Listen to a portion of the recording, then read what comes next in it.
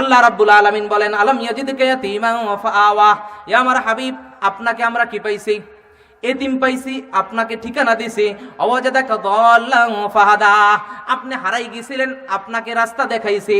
ওয়াজাদাকা আইলান ফাগনা, ও আমার হাবিব আপনি শুনেন, আপনি একবারে গরিব অসহায় ছিলেন, একবারে গরিব ছিলেন, অসহায় ছিলেন, আপনাকে কি বলছি? ধনী বানাইয়া দিছি। আপনি যখন খাদিজার সাথে আপনার বিবাহ বন্ধন আবদ্ধ হইল, তখন খাদিজা রাদিয়াল্লাহু তাআলা আনহা বললেন, ও আমার রাসূল, ও আল্লাহ তাআলার হাবিব, আমার সম্পদ আপনাকে আমি দিয়ে দিলাম, আমার সম্পদগুলিকে আপনি আপনার মতো করে খরচ করবেন, কোনো অসুবিধা নাই, আপনি যেখানে ইচ্ছা সেখানে খরচ করবেন, যেখানে ইচ্ছা সেখানে দিবেন, এখানে কোনো ধরনের কোনো বাধা নাই। আল্লাহ রাব্বুল আলামিন বলেন, ওয়াজাদাকা আইলান ফাগনা, আমি আপনাকে গরিব বানাই দিয়েছি।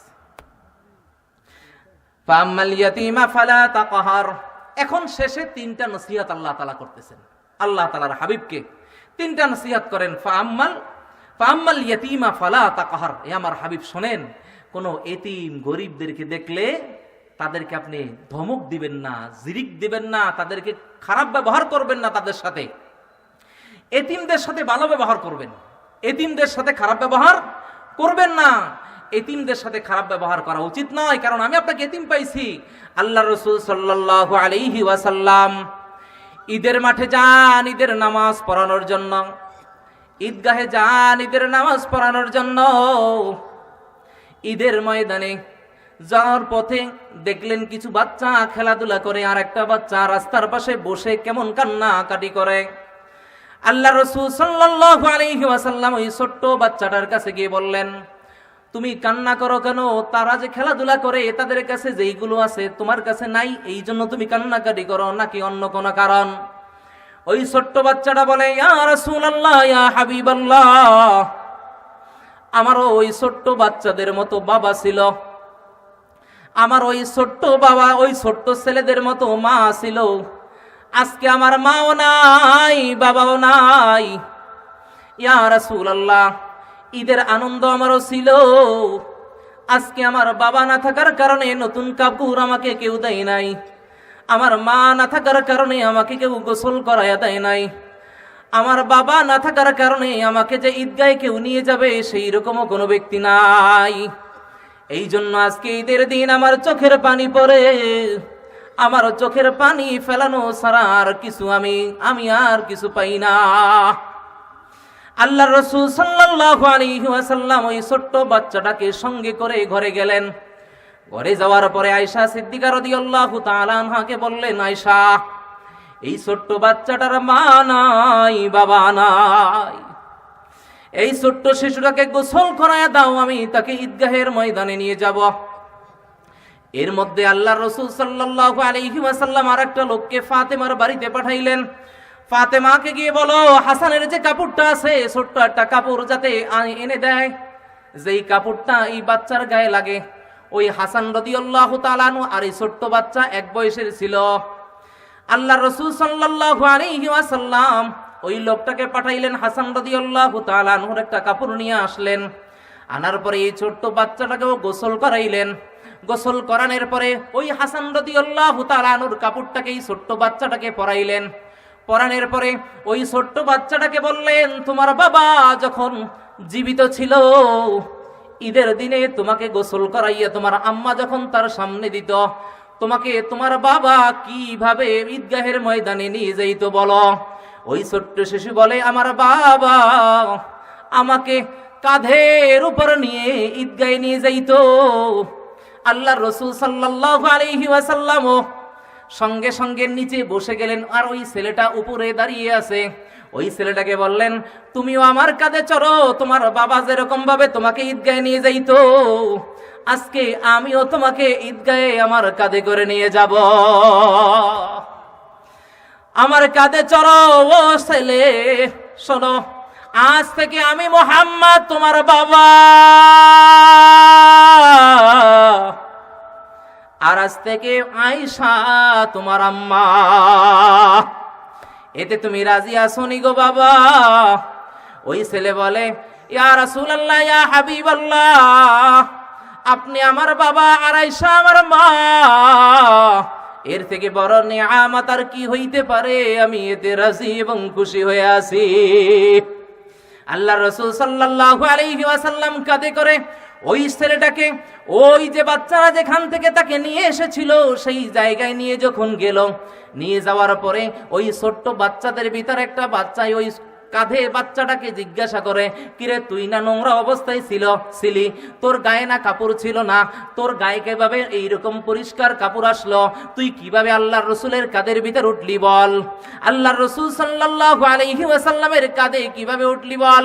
ওই ছোট্ট ছেলেটা বলে, আমার বাবা নাই বলে, আমার মা নাই বলে, আল্লাহর রসুল আমাকে বাবা স্বীকৃতি দিয়েছেন। আমার বাবা আজ থেকে আল্লাহর রাসূল সাল্লাল্লাহু আলাইহি ওয়াসাল্লাম, আর আমার মা আয়েশা রাদিয়াল্লাহু তাআলা আনহা, এই জন্য আমাকে আল্লাহর রাসূল কাঁধে করে, আমার বাবাও কাঁধে করে ঈদগাহে নিয়ে যাইতো, এই জন্য আল্লাহর রাসূলও আমাকে কাঁধে করে ঈদগাহে নিয়ে যাচ্ছেন। বলেন না সুবহানাল্লাহ। এতিমদের সাথে কেমন ব্যবহার ছিল আল্লাহর রাসূল সাল্লাল্লাহু আলাইহি ওয়াসাল্লামের? আল্লাহর রাসূল সাল্লাল্লাহু আলাইহি ওয়াসাল্লাম ওই বাচ্চাটাকে নিয়ে ঈদগাহের দিকে চললেন, আর ওই যে ছোট্ট বাচ্চাটা যে জিজ্ঞাসা করেছিল, সে একটা বড় নিঃশ্বাস ফেলে, যদি আজকেও আমার বাবা না থাকতো, আমি আল্লাহর রাসূল সাল্লাল্লাহু আলাইহি ওয়াসাল্লামের কাঁধে চলতে পারতাম। কত বড় মেহেরবান আর দয়ালু আমাদের নবী ছিলেন। আল্লাহর রাসূল সাল্লাল্লাহু আলাইহি ওয়াসাল্লাম ওই এতিম বাচ্চাটাকে নিয়ে ঈদগাহে গেলেন, কাদের থেকে নামাইলেন। আল্লাহর রাসূল সাল্লাল্লাহু আলাইহি ওয়াসাল্লাম মেম্বারের উপর বসলেন, ওই ছোট্ট বাচ্চাটা নিচে বসলেন। আল্লাহর রাসূল সাল্লাল্লাহু আলাইহি ওয়াসাল্লাম ওই ছোট্ট বাচ্চাটাকে ধরে মেম্বারে নিজের পাশে বসাইলেন। আল্লাহর রাসূল বললেন, ও ওই ছেলে, শোনো শোনো, তোমার আজকে তোমার স্থান নিচে নয়, আজকে আমার পাশে মেম্বারে তোমার স্থান। পাশে বসাইয়া সাহাবীদের, সমস্ত সাহাবীদের সামনে বললেন, ও আমার সাহাবারা শোনো, যদি কোনো এতিম বাচ্চার মাথার উপর কোনো ব্যক্তি হাত রাখে, ওই হাতের নিচে যতগুলো চুল পড়বে, ওই চুল পরিমাণ নাকি ওই ব্যক্তির আমলনামায় লিখে দেওয়া হবে। আল্লাহর রাসূল সাল্লাল্লাহু আলাইহি ওয়াসাল্লাম কত বড় দয়ালু ছিলেন। এতিম বাচ্চাদের রক্ষণাবেক্ষণ, এতিম বাচ্চাদের দেখাশোনা করা, এতিম বাচ্চাদের খোঁজ খবর নেওয়া, এতিম বাচ্চাদের সহযোগিতা করা, এইটা হলো নবীওয়ালা কাজ। এই কাজগুলো কারা করে জোরে বলেন? কারা করে জানেন না? সরকারিভাবে আছে ব্যবস্থাপনা, এতিম পালার জায়গা আসেনি। কোন ইউনিভার্সিটিতে আছে এরকম ব্যবস্থা এতিমদের জন্য ফ্রি? এই দায়িত্ব নবীওয়ালা দায়িত্ব ওয়ারাসাতুল আম্বিয়ারাই পালন করেন। কয় বিভিন্ন জায়গায় এতিমখানা মাদ্রাসা আছে, এই এতিমখানা মাদ্রাসাগুলো ওলামা একরামের দায়িত্বে পরিচালনা হয়। ওলামা একরাম দায়িত্ব নিয়ে এতিম বাচ্চাদের দায়িত্ব নিয়ে পরিচালনা করেন। কয় যদি এতিমদের দায়িত্ব নেয়, তাহলে এই দায়িত্বটা যেরকম নবী পালন করেছেন, এই নবী পালন করার কারণে এই নবী সম্মানিত হয়েছেন। ওই এতিমদের দায়িত্ব ওলামা একরাম নিয়েছেন, কারণ নবীদের ওয়ারিস ওয়ারাসাতুল আম্বিয়া। বিভিন্ন জায়গায় এতিমখানা মাদ্রাসা আছে, এই এতিমখানা মাদ্রাসাগুলোর দায়িত্ব ওয়ারাসাতুল আম্বিয়া ওলামা একরাম নিয়ে এই দায়িত্ব পালন করেন। এই দায়িত্ব যারা পালন করবে কিয়ামতের ময়দানে, ওই এতিম বাচ্চাও তাদেরকে নিয়েই জান্নাতে যাবে। যারা এতিমখানার দায়িত্ব পালন করেন, এতিমখানার সহযোগিতা করেন, এতিমখানার বাচ্চাদেরকে খেদমত করার চেষ্টা করেন, কিয়ামতের ময়দানে আপনার আখিরাতে ইনশাআল্লাহ এইটা বড় ধরনের নাজাতের ওসিলা হবে। আপনাদের এখানে একটা মাদ্রাসা আছে, যেই মাদ্রাসার উদ্যোগেই মাহফিল হচ্ছে। এই মাদ্রাসার সহযোগিতা, বড় সহযোগিতা কি আপনাদের পক্ষ থেকে? বড় সহযোগিতা হলো আপনাদের বাচ্চাদেরকে এখানে মাদ্রাসায় পড়াবেন। এই মাদ্রাসায় পড়াইলে আপনার বাচ্চা দ্বীনি শিক্ষায় শিক্ষিত হবে। দ্বীনের আলো, কোরআনের আলো, হাদিসের আলো যার অন্তরে ঢোকে, এই সন্তান কখনো পিতামাতার নাফরমান সন্তান হতে পারে না।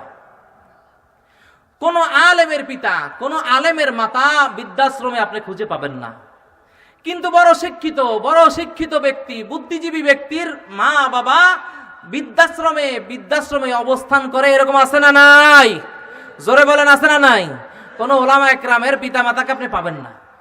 এই জন্য সন্তানকে এই সমস্ত এতিমখানা, এই সমস্ত মাদ্রাসায় দিয়া, কওমি মাদ্রাসায় দিয়া আপনার বাচ্চাদেরকে দ্বীন শিখাবেন।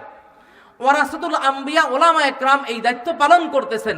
এখন এই যে এতিমখানার বাচ্চাদের যে দায়িত্ব পালন করেন, এই দায়িত্ব পালন করার দ্বারা কি লাভ হবে আপনাদের?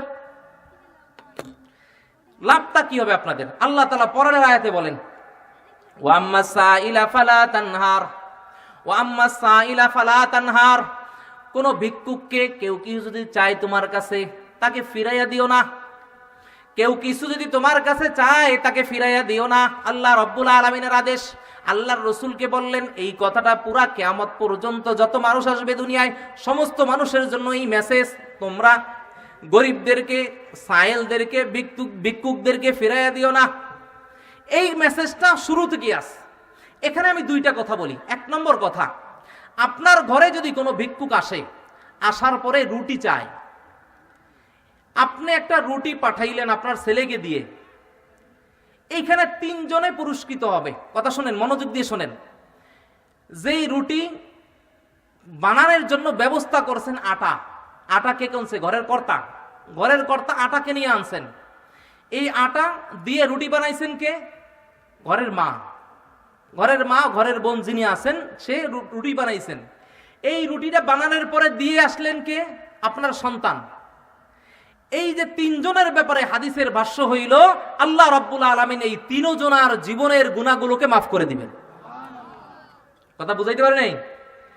1 নম্বর হলো আটা যোগানদানকারী, 2 নম্বর হলো যে রুটি বানাইছে, 3 নম্বর ব্যক্তি হলো যার দ্বারা গরিবের হাতে পুচ্ছে।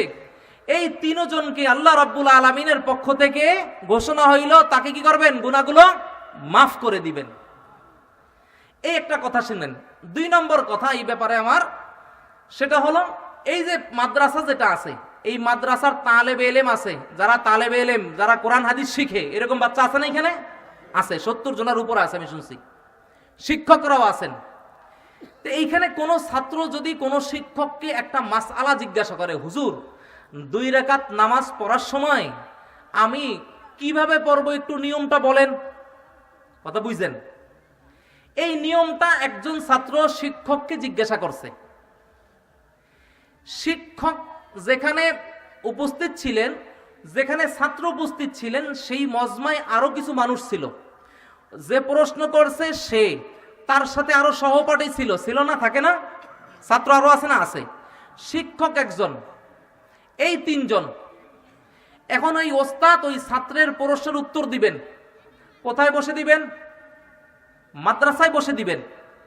আর তার সহপাঠী যারা আছে তারাও থাকবেন। এই যে 4 প্রকার মানুষ, প্রশ্নকারী, উত্তরদাতা, ওই মজলিসে যারা ছিলেন তারা, এবং এই প্রশ্ন করার জায়গার যারা ব্যবস্থা করে দিয়েছেন তারা, এই 4 প্রকার মানুষকে আল্লাহ তাআলা জীবনের গুনাহগুলোকে মাফ করে দিবেন। কথা বুঝাইতে পারি নাই?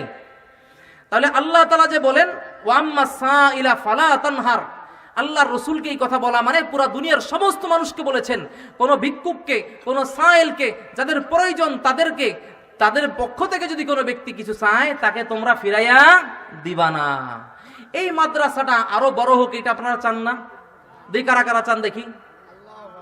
নারায়ে তাকবীর। ঠিক আছে, ইনশাআল্লাহ আমরা সবাই চাই মাদ্রাসা বড় হোক, এখান থেকে আলেম বাইর হোক, হাফিজ বাইর হোক, যেরকম হাফিজ বের হয়েছে। আপনারা সবাই চান এইখানে মাদ্রাসাটা বড় হোক, এবং আমরা সবাই চাই যে আমরা দুনিয়াতে এমন কিছু রেখে যাই যেই